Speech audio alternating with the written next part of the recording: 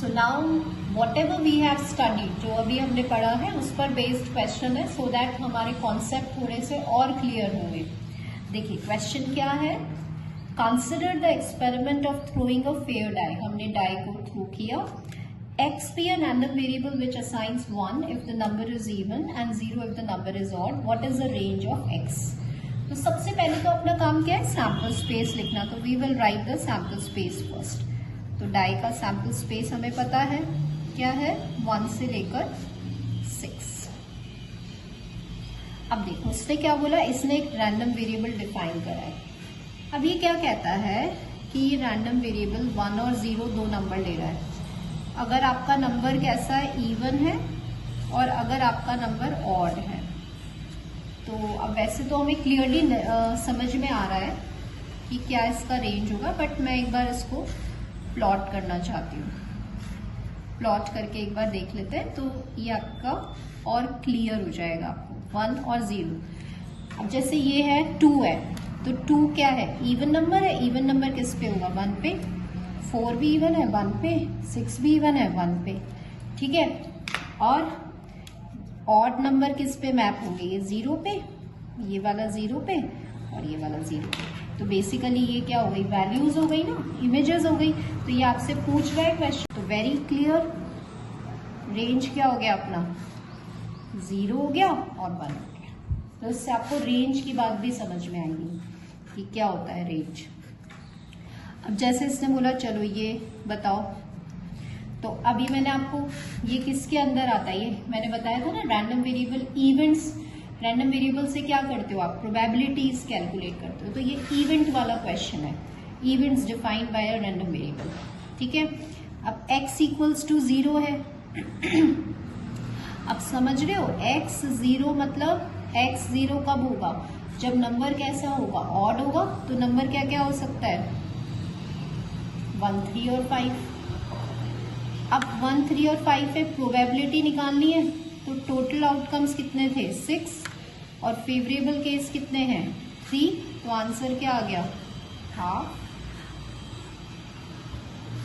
ठीक है। सी निकालो, x इज इक्वल टू 1।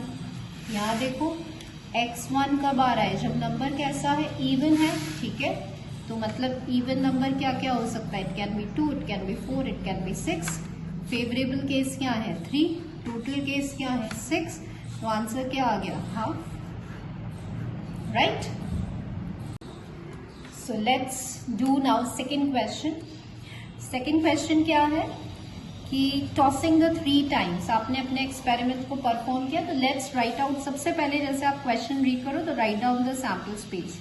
अब 3 का तो आपको पता है कि कितने आउटकम्स होंगे आपके, 8 आउटकम्स होंगे, है ना। तो I am just writing it, ये आपका सैम्पल स्पेस हो गया। x क्या कह रहा है, नंबर ऑफ हेड्स ऑब्टेन्ड, ठीक है। तो x एक रैंडम वेरिएबल है जो आपका रिप्रेजेंट कर रहा है नंबर ऑफ हेड्स का। तो देखो कितने हेड्स हो रहे हैं, या तो 0 हेड है, या फिर 1 हेड है, 2 हेड है और 3 हेड है। तो आपको पता चल गया कि कितने हेड, x क्या क्या वैल्यूज लेगा, 0, 1, 2 और 3। तो क्वेश्चन क्या है पहला, कि रेंज बताओ। अब आप मैपिंग करने की जरूरत नहीं है, आप वैसे ही देख लो। तो 0, 1, 2 और 3, तो इसी पे मैप करेंगे हम, बी आउट। अब ये किसका क्वेश्चन है, events defined by a random variable का। पहले एक बार देख लेते हैं कौन कौन सी केसेस है। अब x इक्वल्स टू 0 मतलब कि कोई भी हेड नहीं होना चाहिए। कोई भी हेड किस में नहीं है, इसमें नहीं है। नाउ अब रेस्ट ऑफ द क्वेश्चन पढ़ते हैं। देखो, we assume that tosses are independent. अब 3 कॉइन है, वो अपने तीनों कॉइन इंडिपेंडेंटली फ्लिप हो रहे हैं। And the probability of head is p। Head आने की प्रोबेबिलिटी क्या है, p है। हाँ, तो अब आप देखिए क्या गिवन है इसने। I just write it in the side में, मैं लिख देती हूँ कि अगर हेड आया तो क्वेश्चन में क्या गिवन है, प्रोबेबिलिटी p है। अब आपको पता होगा, तो टेल आया तो प्रोबेबिलिटी क्या हो जाएगी, 1 माइनस p। आपको पता है ना, आपने स्टडी किया है, p of e plus p of e bar equals to 1। ये प्रोबेबिलिटी में कॉम्प्लीमेंट्री इवेंट, ये हमने पता है। तो बाय दिस रूल अगर हेड आने की p है तो टेल आने की क्या हो जाएगी, 1 माइनस p हो गई। ओके, अब ये कहता है कि आपके टॉसेस का नेचर कैसा है, इंडिपेंडेंट है, टॉसेस आर इंडिपेंडेंट। तो how to calculate tosses are independent, तो ये क्या हो गया, tail tail and tail. Multiplication theorem है, इवेंट्स इंडिपेंडेंट है, तो ये क्या, इसकी क्या है, 1 minus P, 1 minus P and 1 minus P, तो प्रोबेबिलिटी क्या हो गई, 1 माइनस पी की power 3। This is the first answer. Now एक और इवेंट इसने बोला है कि ठीक है बताओ, when probability is x equals to 1,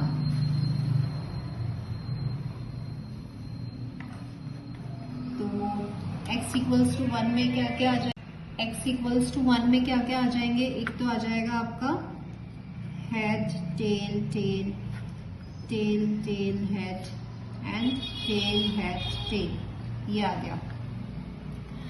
अब आपका क्या है, अब आपके जैसे 3 इवेंट्स है ना, तो just write it down over here, ये हो गया tail tail head and tail head tail, ये हो गया। अब देखिए नाउ अभी I will explain you one more thing. हाँ, ये जैसे मैंने यहाँ पे इसमें ऐड का साइन क्यों लगाया है, मोस्ट ऑफ द स्टूडेंट्स ठीक है कर लेते हैं solve, but they don't know the basic concept कि हम कब ऐड लगाते हैं, हम कब मल्टीप्लिकेशन लगाते हैं। तो अभी मैं जस्ट आफ्टर डूइंग दिस हम एक एग्जाम्पल से समझेंगे, इसे एडिशन रूल कहते हैं। तो अब आप देखिए, आपने एडिशन रूल लगा दिया, अब आपके ये कैसे थे, इंडिपेंडेंट थे, तो हेड आने की क्या थी प्रोबेबिलिटी, p थी, टेल आने की 1 माइनस पी, मल्टीप्लिकेशन थ्योरम लगा रही हूं मैं अभी यहाँ पर, देन 1 माइनस पी, टेल आने की हेड आने की प्रोबेबिलिटी p, फिर नीचे आइए, टेल आने का था 1 minus P, this is p and again this is 1 minus P. तो अल्टीमेटली जब आप इसको सॉल्व करेंगे तो आंसर क्या आ जाएगा आपका, thrice 1 probability h t h। Again the events are independent, तो जब आप इसका करोगे तो ये p स्क्वायर 1 माइनस पी आ जाएगा, again this is p square and again this is p square, so your answer would be thrice of this into 1 minus p। एक लास्ट और कर लेते हैं, दैट इज इसने बोला x इक्वल्स टू 3, जब आपके पास 3 हेड होंगे, तो 3 हेड में तो देखो एक ही है। अब इवेंट्स कैसे थे, इंडिपेंडेंट लिखा हुआ है ना क्वेश्चन में, तो ये कितनी बार ऐड हो गया, तो this answer will be very much clear कि कब हमें ये रूल लगाना है, कब एडिशन साइन लगता है, कब मल्टीप्लिकेशन साइन लगता है। देखो हम एक एग्जाम्पल ले रहे हैं, एग्जाम्पल हम क्या ले रहे हैं, बॉल्स वाला एग्जाम्पल लेते हैं, इससे आपको अच्छे से समझ में आएगा। सपोज मैंने यहाँ पे बोला कि मेरे पास एक 10 ब्लू बॉल्स है एंड लेट्स से मेरे पास 5 रेड बॉल्स है। अब मैंने आपसे बोला कि ठीक है बताओ, आप प्रोबेबिलिटी बताओ मुझे कि 2 रेड बॉल और 2 ब्लू बॉल की प्रोबेबिलिटी बताओ। ठीक है, टोटल बॉल्स मुझे 4 निकालनी है, टोटल बॉल्स मुझे निकालनी है 4। तो आपने क्या किया, 4 बॉल्स टोटल निकालनी है, तो ठीक है ये तो आपको पता है कि भाई ठीक है 15 है total, 14 C4। I am not, इससे मेरे को अभी कोई मतलब नहीं, मैं आपको एडिशन बता रही हूँ, फेवरेबल कब साइन प्लस का लगाना है और कब मल्टीप्लिकेशन। देखो अभी यहाँ पे 2 रेड बॉल्स निकाली, तो कैसे निकालोगे, आपको 2 रेड बॉल्स पता है, 5C2 निकालोगे, है ना। अब क्वेश्चन क्या आता है कि यहाँ पे मैं प्लस लगाऊं या मल्टीप्लाई लगाऊं, कैसे समझोगे कि अभी मेरे को क्या करना है, मेरे पास एक जॉब है, जॉब क्या है कि मुझे 2 रेड बॉल्स और 2 ब्लैक बॉल्स निकालनी है, मतलब टोटल बॉल्स मेरे पास 4 होनी चाहिए, है ना। अभी ये जॉब मेरा कंप्लीट नहीं हुआ है, अभी मेरे पास सिर्फ 2 रेड बॉल्स निकली है, 2 बाकी हैं।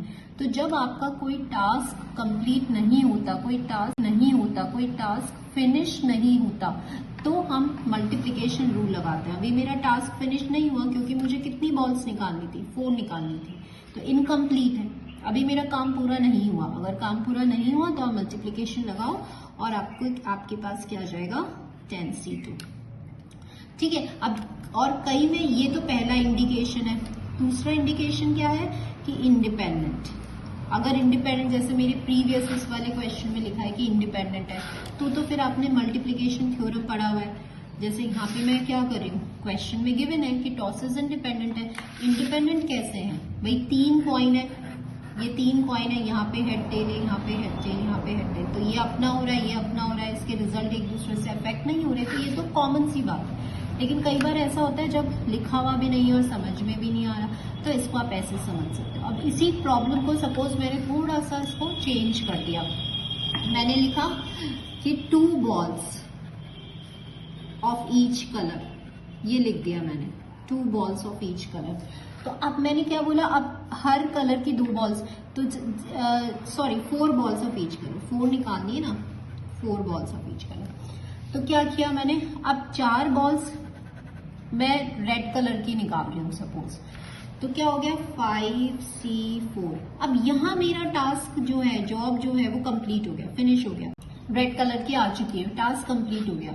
लेकिन और क्या पॉसिबिलिटीज है, और क्या क्या हो सकता है कि 4 बॉल्स ब्लू भी हो सकती हैं, है ना, तो इसलिए फिर मैं प्लस साइन लगा रही हूँ। तो मैंने क्या किया, 10C4। समझ में आ रहा है कि मेरा जब काम कंप्लीट हो चुका है, लेकिन और आगे क्या क्या पॉसिबिलिटीज हो सकती हैं, उन सारी पॉसिबिलिटीज को मैं ऐड कर देती हूँ। जैसे यहाँ पर देखो, अब समझो आप, यहाँ पे इसने क्या बोला, इसको 2 हेड चाहिए, ठीक है।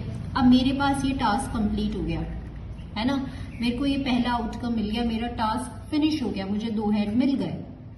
लेकिन 2 हेड तो मिल गए, लेकिन और भी तो केसेस हैं, और पॉसिबिलिटीज हो सकती हैं, है ना। तो मेरा टास्क कंप्लीट हो चुका है, लेकिन फिर भी जो रेस्ट ऑफ द पॉसिबिलिटीज हैं, जो आगे बची हुई पॉसिबिलिटीज हैं, उसको देखो मैंने क्या कर दिया, ऐड कर दिया। तो दिस इज अ कॉन्सेप्ट कि अगर आपका टास्क कंप्लीट हो गया है, आपका जॉब जो आपको करना था वो काम हो चुका है, लेकिन बाकी सारी पॉसिबिलिटीज भी हो सकती है, उनको तो हम कर देते हैं ऐड। लेकिन अगर आपका कोई जॉब कंप्लीट नहीं हुआ है, तो फिर आप आगे उसको मल्टीप्लिकेशन रूल की हेल्प से आगे मल्टीप्लाई वाला साइन लगाते हो। तो ये काउंटिंग रूल है, काउंटिंग प्रिंसिपल है, तो वो हमने समझ लिया। Thank you so much and hope कि आपको ये वीडियो आपके लिए हेल्पफुल रहा होगा, क्योंकि अभी आज फर्स्ट लेक्चर में मैंने आपको सिर्फ ओवरव्यू दिया है कि रैंडम वेरिएबल का क्या कॉन्सेप्ट है, और उसी ओवरव्यू के बेस्ड पर ही हमने क्वेश्चन सॉल्व करे, just to master your concepts, कि थोड़ा सा हमें समझ में आए। Now in the next upcoming video we will start with the new types of a random variable wala lecture as well as some of the questions. So thank you so much for watching all my students.